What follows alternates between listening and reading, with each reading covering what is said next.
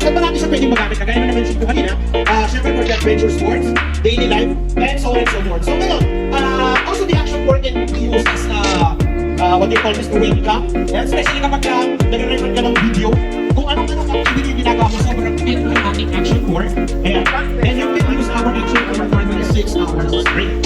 So, okay, so this is the situation of our action 3 and action word.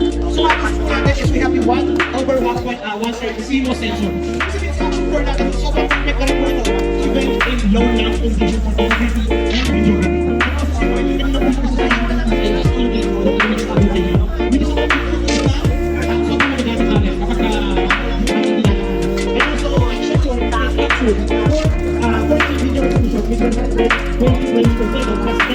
Video